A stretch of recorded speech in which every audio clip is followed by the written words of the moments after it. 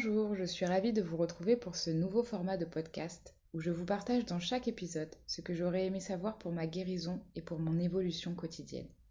Je vous donnerai des conseils et des pistes de réflexion afin qu'on puisse intégrer ensemble une manière plus douce de vivre. Je suis Manon Manière, psycho-énergéticienne.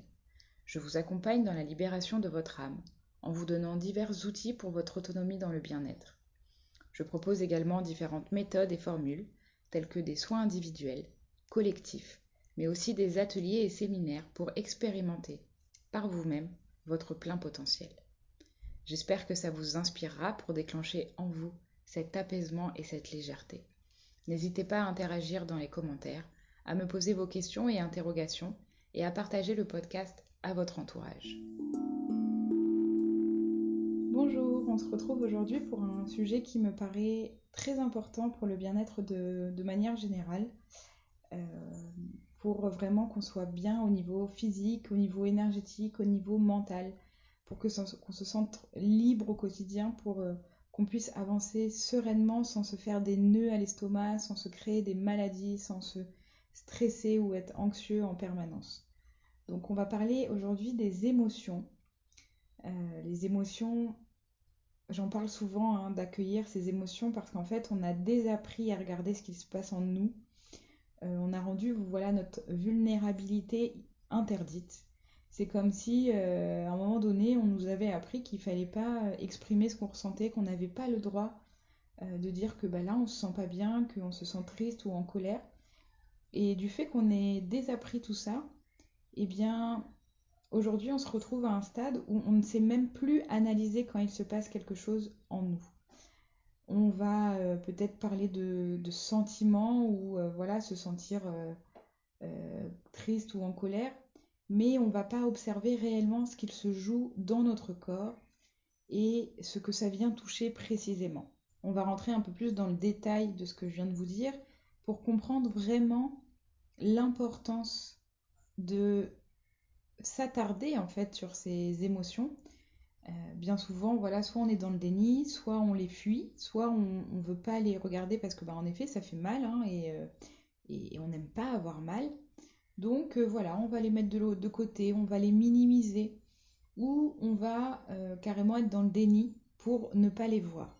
Et donc à un moment donné, on se retrouve à ne plus ressentir, mais c'est notre corps qui va s'exprimer parce qu'en fait en nous, il y a ce qu'on appelle des émotions cristallisées qui viennent en fait se mettre un petit peu comme des amas de plein de mauvaises choses qu'on n'a pas réussi à exprimer, à libérer.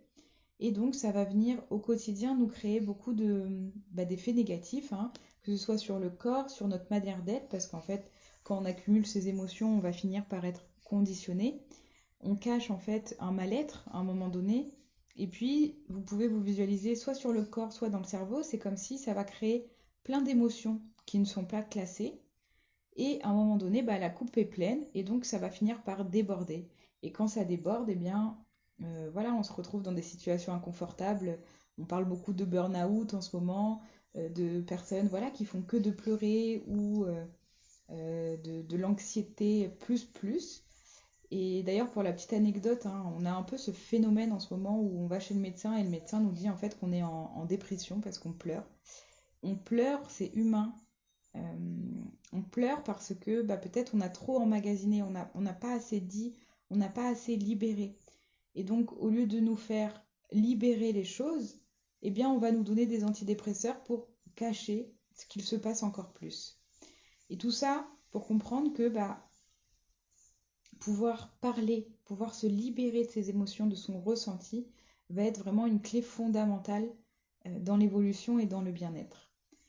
On va y aller par étapes. Je sais que c'est pas facile parce qu'on vient déconstruire quelque chose pour reconstruire encore une fois, mais on va y aller encore avec beaucoup de douceur.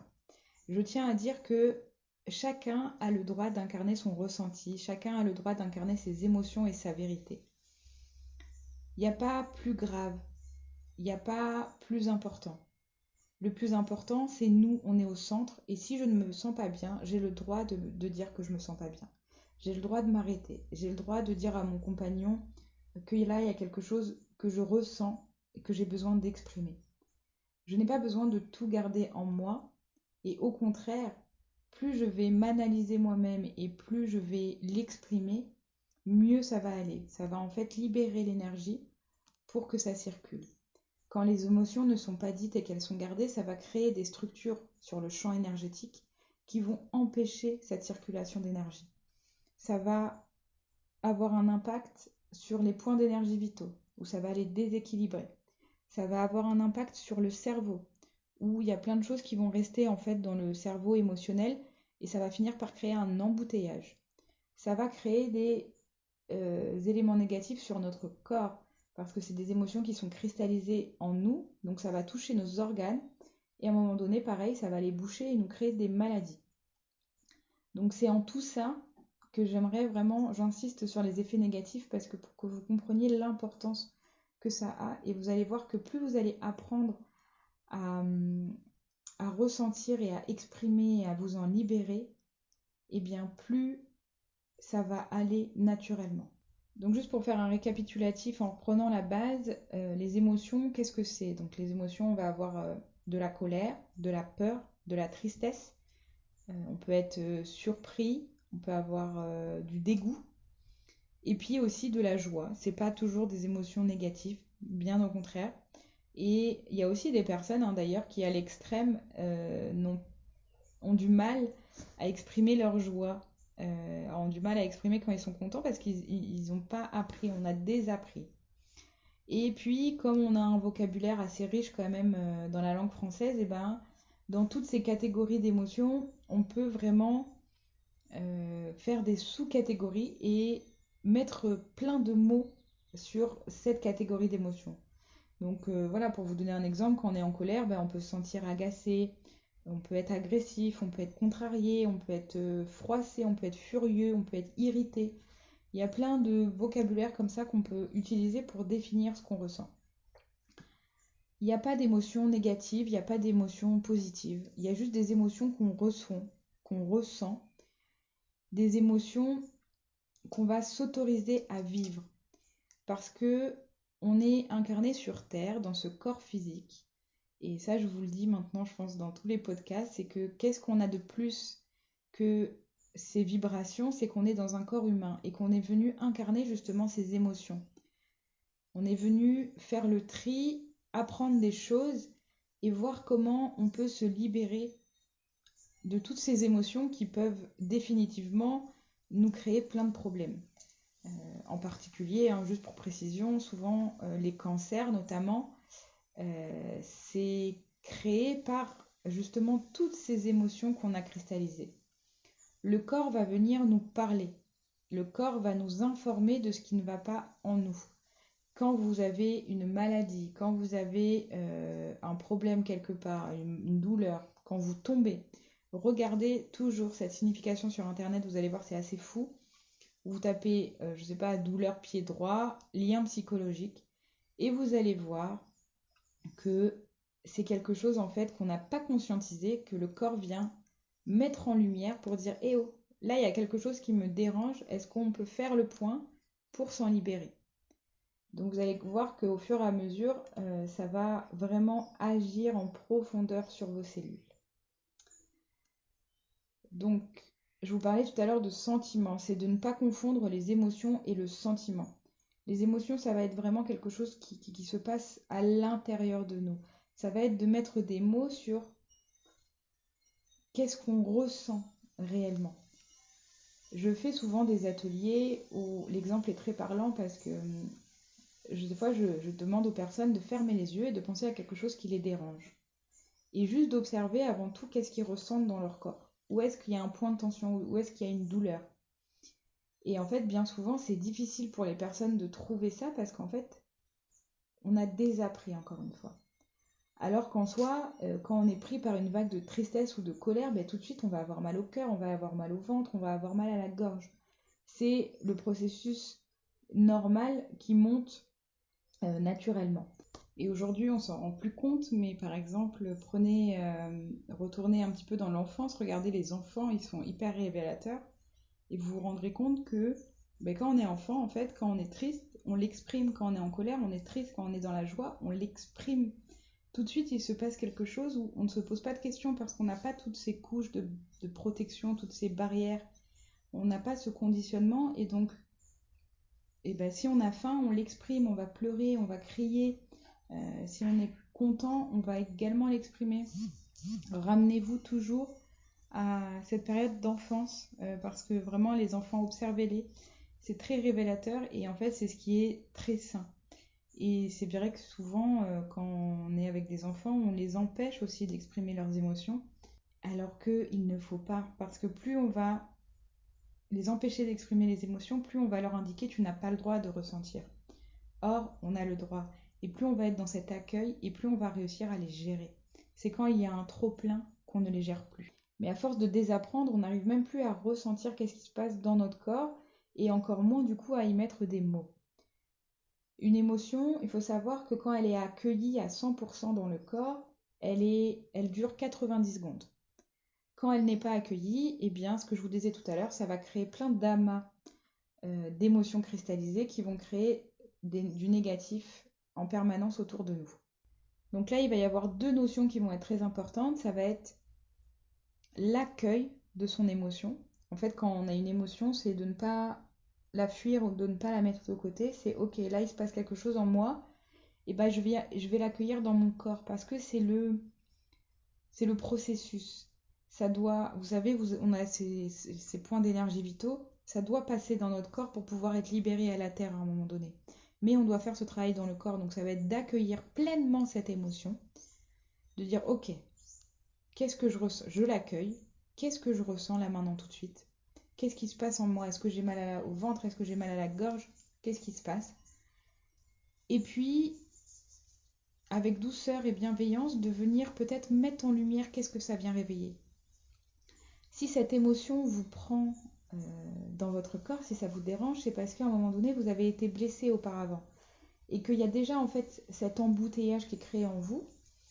Et donc ça vient simplement réveiller plein de choses. Vous savez, des fois, on réagit un peu dans l'excès.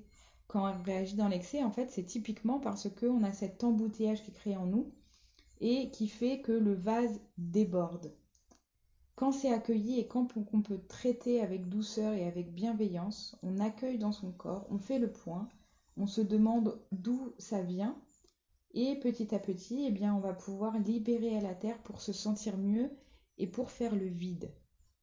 Pour que de plus en plus, je gère de mieux en mieux mes émotions. Gérer ses émotions, c'est quand même un grand sujet pour beaucoup d'entre nous. Et c'est humain parce que voilà, on est dans cette société où on a désappris. Mais ne vous inquiétez pas, petit à petit, on va pouvoir réapprendre, on va pouvoir se redonner de la douceur et de la valeur parce que accueillir ses émotions et se dire j'ai le droit d'avoir des émotions, de ressentir et d'exprimer ce que je ressens, ça va également contribuer à cet amour qu'on a pour soi, à cette reconnexion à la valeur qu'on s'accorde. Quand on a ces émotions en nous, comme je vous l'ai dit dans mon précédent podcast, ça va agir sur nos vibrations bien évidemment, parce qu'on va vibrer cette émotion. On va vibrer la colère, la tristesse, la peur. Et quand on vibre la peur, par exemple, ça se met dans nos cellules, et donc forcément, on va s'attirer des situations qui nous mettent face à nos peurs, puisqu'on vibre, on vit ce que l'on vibre. Donc ce qui va être intéressant, ça va être de retourner à la source, parce qu'en fait, toutes nos blessures viennent de notre enfance en réalité. Ça vient in utero souvent, et puis dans les quelques premières années de notre vie, ce qui fait qu'on vibre ça, et donc c'est créé pour nous dire c'est là où tu as mal, c'est là où tu dois travailler. Et c'est là qu'interviennent donc les blessures de l'âme, où on va typiquement créer un masque pour se protéger de cette blessure et ne pas être confronté à cette émotion. Mais comme on va la vibrer, on va la recréer en permanence, jusqu'à ce qu'on comprenne qu'on a le droit de l'accueillir, qu'on a le droit de nous exprimer, et qu'on a le droit de faire la paix avec ce qui a pu nous arriver pour pouvoir libérer ces émotions à la terre. Donc les blessures de l'âme, c'est un gros sujet aussi, je pourrais y revenir dans un nouveau podcast. Là, c'était vraiment simplement pour vous rappeler cette importance en fait d'avoir le droit d'incarner ces émotions, de les vivre et de les exprimer. Donc, pour vous donner peut-être quelques petits exercices, je sais que vous aimez bien, euh, ça va être d'observer dans le quotidien, déjà, qu'est-ce que vous ressentez. Essayez, quand vous avez une émotion qui vous passe, de l'accueillir, expérimenter, hein, de toute façon, vous ne perdez rien à expérimenter, et d'observer ce qui se passe dans votre corps. Qu'est-ce qui vous vient? Est-ce qu'il y a quelque chose du passé qui vous remonte? Vous pouvez prendre le temps même d'écrire ou de parler à quelqu'un. Des fois, ça peut aider de pouvoir s'exprimer. C'est en écrivant ou en parlant qu'on va pouvoir aussi faire des ponts et voir vraiment ce qui se passe en nous. Donc vous pouvez faire ça et puis vous pouvez faire également une technique que j'aime beaucoup qui est utilisée notamment dans des techniques de psychologie EMDR qu'on appelle, où ça va être une technique en fait du papillon. Vous pouvez croiser en fait les mains sur vos clavicules. Vous allez poser l'index sur la clavicule et vous allez vous brancher à une émotion. Donc par l'intention, vous pensez à une émotion voilà, qui est beaucoup pesante pour vous. Vous allez y penser et vous allez simplement taper en alterné, droite-gauche, sur votre clavicule. Et vous allez le faire tout naturellement jusqu'à ce que vos doigts s'arrêtent. Et vous allez voir le bien que ça va vous faire. C'est en fait, quand on fait ça, on envoie l'information à notre corps, à notre cerveau, de libérer cette émotion. On réindique le chemin aux émotions pour pouvoir se libérer à la terre. Et notamment, voilà, j'en parle pour les personnes hypersensibles ou pour les personnes qui font des crises d'angoisse. Quand vous vous confrontez à ça, faites cet exercice. Alors vous pouvez le faire à plus petite échelle, mais faire cet exercice va vous permettre vraiment de vous libérer de ces émotions et d'envoyer l'information. Je l'accueille dans mon corps et je la fais passer, tout simplement. Voilà, n'ayez pas peur vraiment de regarder en vous, d'exprimer ce qu'il se passe pour vous libérer, parce que vous avez le droit de vous libérer et c'est en faisant tout ça que vous allez reconnecter à votre valeur, à votre amour pour vous et du coup pour le monde extérieur. Vous allez voir que ça va vous changer la vie, que ça va vous enlever vos nœuds, ça va vous enlever vos douleurs physiques. Quand on dit j'en ai plein le dos, c'est pas pour rien. Quand vous avez mal au dos, c'est aussi parce que vous prenez par exemple trop de responsabilités. Quand vous avez des problèmes de digestion, eh bien c'est parce que en fait toutes vos émotions, vous les gardez dans votre ventre, elles ne se libèrent jamais, elles ne circulent jamais. Il y a plein d'éléments comme ça qui vous alertent sur qu'est-ce qui se passe en vous et qu'est-ce que vous pourriez faire naturellement pour aller mieux.